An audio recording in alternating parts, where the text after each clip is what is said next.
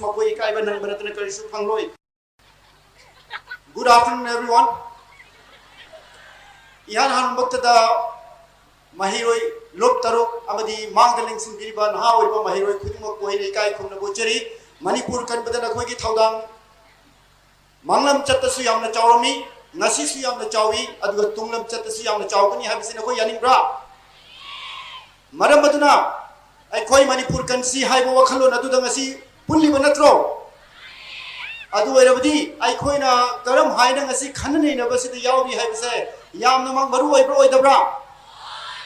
maram baduna mangteling sing biriba mahiroi sing aisu CC school da tamjarakpa CC school da secretary orakpa mahiroi amani aduna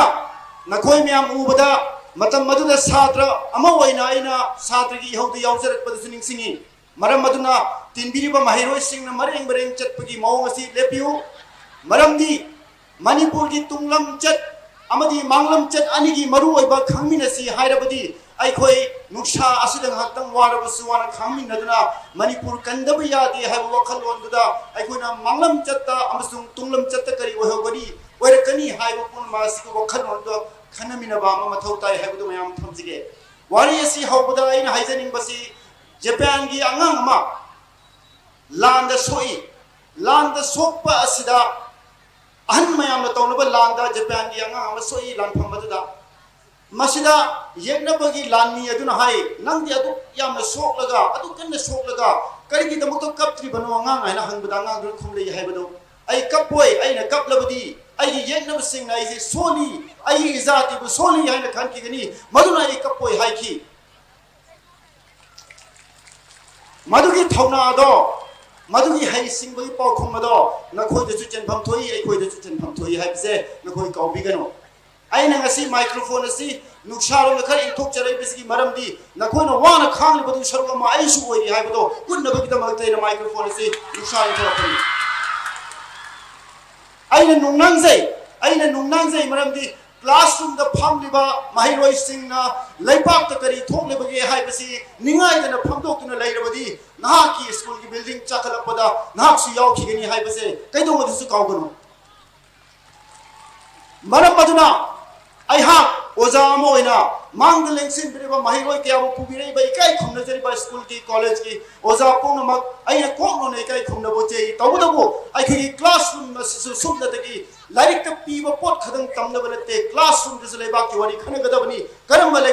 lenga pami haibase ai ku yangang sing da khana bai khudong chawa pi ki dabani haibase achet po khal oja sing chen pham thoi maram maduna mahiroi singna leipak ama karamna semgani haibase laikai dagi yum dagi amadi school dagi college dagi khanba haudrabadi afaba lega ama haibase malang dagi yatia dagi tarakada banati haibase mangdaling sing mahiroi sing khak kawi gano haibase tamdani mangdaling sing mahiroi sing da ai wari sana bo hona jage maramdi wa sana ngang bose tabu yam wa bani ai kusu khangi adubo nakhona khangbi gedabadi laibaki chiraba tanja dadi mioi basing na laibaki da thawai phawa kathok laga akhona wari khara sanaba semena karnat khalaga phamba ho ngamlak trabdi laiba adu karana gangani haibise akhoi ishan isadang sisini maram maduna maning lom di makharom thangbada laibiri ba mahiroi sing mangdaling sing ba mahiroi sing akhoi kuna wakhalwan tamina duna laiba asikan bada mahiroi khunai akhona tungi mirol adu ore kadobni tunglam chanama akhona sem kadobni haibise kaidom ore sumasi mafam sidagi hankada su kaubigano aina ngasi mayamda wahang moina mahiroi sing da hangjaning badi ngasi gi mangda iriba banner asida iri ai khoi ki tunglam chat kalasi tunglam chat haibise future road pass law future ama ki may lep ki hairabadi ngasi akhona kari tawbi haibise maru oi bro dabro maram maduna ngasi mafam basida akhona wana khangliba nuksha da lepliba se akhoi gi tunglam chat adugi damaktani akhoi gi mirol singdugi damaktani karigumba akhoi na ngasi urum thira leirabadi akhoi gi tungi mirol na matam chupa nuksha da lepogani haibase nakhoi ningsingo aina haini akhoi numit chap yuma matam da ngasi leipaki wari khanariba akhoi ngasai ayu ngan hawatre adubu ngan ya ka khrabasu ngan phamung de hawala khrabasu school college karabasu akhoi ayam badi makeup thokri haina de thamja hai haisaningi aduna mahiroi sing amadi lepa ki miyam da ina pauzen ning badi makeup thokpa hai basiga tum hogot pa hai ba ni se khena balai hai base kai no se ko bigano adom tum hogot lambadi ai sogo lambadi ai adu loi hak su adom su makeup tholam dabadi ai maramdi ai khoi reality dagi ai khoi gi punsi rol gi honglak liba safu chaitheng mayam dagi nathai na chatba honna bana yam boina tawi maram maduna laipak sida achumba puthokpa da yam na wana thoi kari huma matam dai khona tajai madudi hayeng rally lei hayeng meeting lei hairabudi school college kharadi suti thadok tab sunati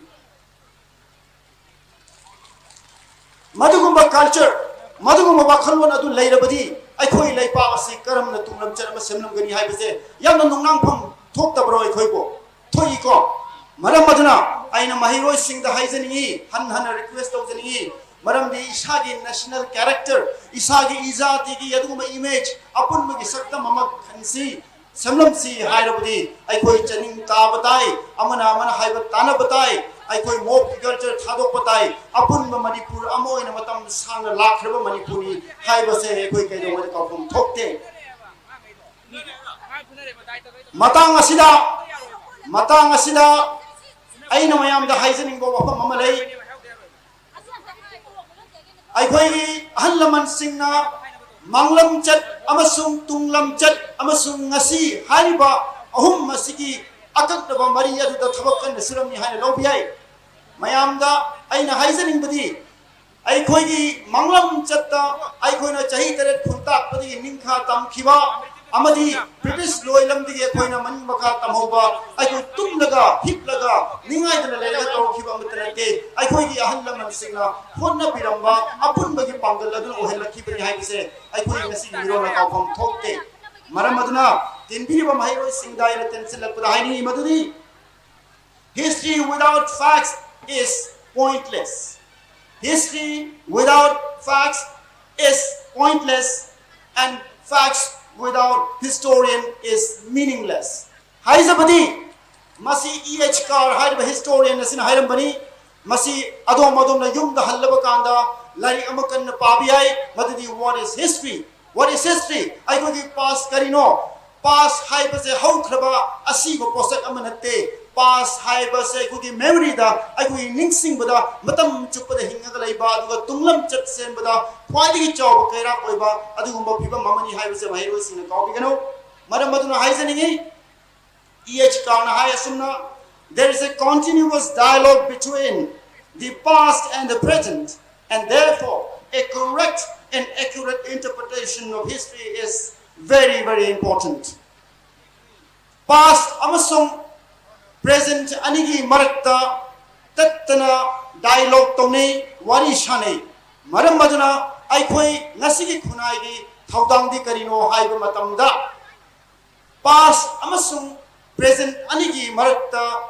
tattana thokliba dialogue asibo marik chumba wakhalon amana wahan thok pi badu khwaidigi maroi bai khoi gi thaudang ni haibisini ngasigi piriba hiram masida mari lainabana ina history abu kuina karamna haukiba matam boy kuina karamna yengani amasung ngasi hariba matam masida ai kuina haukraba matam manglam chat amasung ngasi ani si tuna yenglaga tungda lakadba tunglam chat ado ai kuigi mirol sige karamna samlam gani haibase ngasi apun ba manipur khunai thada bai kuigi di achoba thodang ni haibasini aina haizani maduni ngasi ngarang newspaper da yawba mayam thengnabiram pai Chengna bitrabadi horen yumdi yengbiu newspaper singda asumna newspaper sing report over ngasi chengna jai ngarang chengna jai madudi more da manipur gi police commando sing hannabo honaba amadi more da miyam micham sing hannabo gi wafam lakpada more gi kuki inpi ne yadre maram maduna chatpa yadre hai ngasai ki nota panpi khiba ai khoi gi iram dam dai khoi na kadai re chachegani kadai leijegani haina adugumba ayengi miengdagi suyaba ai khogi manglam chat suyaba manipur gi apun bo khal londu da suai khogi hak leijaba phibam mase kairak pasida nungnang ba phawi manipur gi miyamna kadai da karma hum da leigedagi haibase kuki np more gi yaba lokhi gadra haibase anga ba phawi haibata maram masina aina manipur gi tinbiriba yamna masing yamna ba mahiroi sing amadi mangda lengsin biriba ojasing mari amadi satra naharol luchingbasing punamakta hangachaning bari karino haiba matamda aikhoi